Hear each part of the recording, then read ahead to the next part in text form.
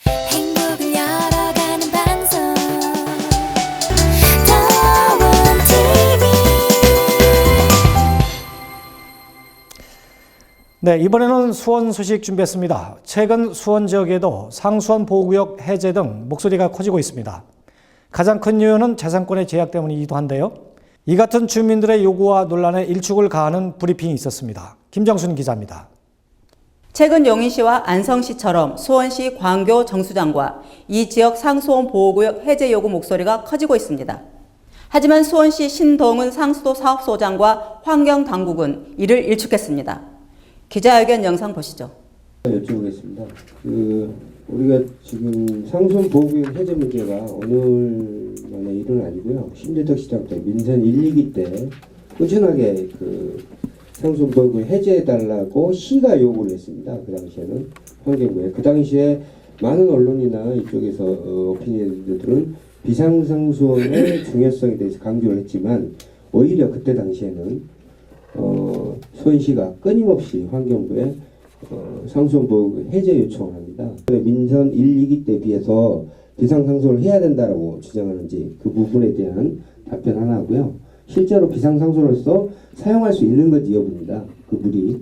두 번째는 지금 수원시에서 각종 지금 현재 상수원 보호구역 그다음에 그린벨트 관계소 주민들은 이중고를 갖고 있습니다. 그거에 대한 기존의 법들은요 지원할 수 있다라고 돼 있어요. 모든 법이 그렇습니다. 자동차 우리 버스 지원하시지 않습니까? 유류비부터 시작해서 다 그것도 지원할 수 있다 이렇게 돼 있고요. 각종 보도 사업도 지원할 수 있다 이렇게 돼 있습니다.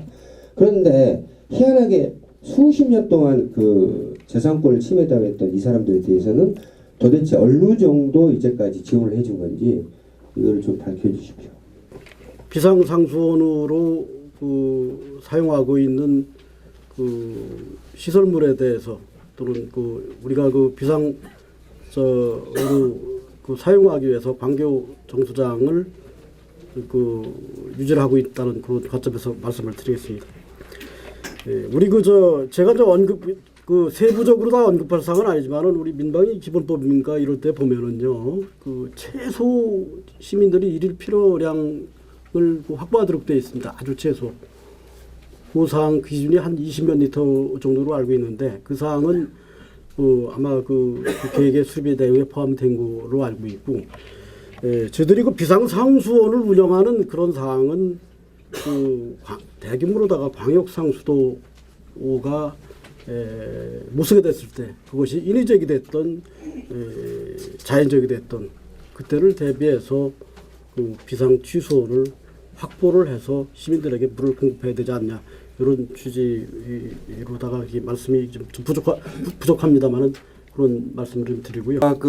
제가 말씀드렸듯이 이제 저희들 정책과에서 지원하는 게 이제 아까 총괄 금액도 이렇게 말씀을 드렸습니다만은 수도법 제9조에 보면 그 보호구역에 거주하는 농림이나 수산업에 종사하는 자에 대해서만 주민 지원 사업을 지원할 수가 있습니다. 그래서 저희들이 주요 재원으로는 출연금이 약 한 70%, 국고보조금 30%에서 전년 대비 추이 수량에 대한 사업비 산출하는 근거가 있습니다. 그래서 1년에 약 한 3, 4천씩, 그래서 한 2011년도서부터 2015년까지 약 한 1억 7천 한 300여만 원 정도가 이렇게 지원됐다고 아까 말씀드렸습니다.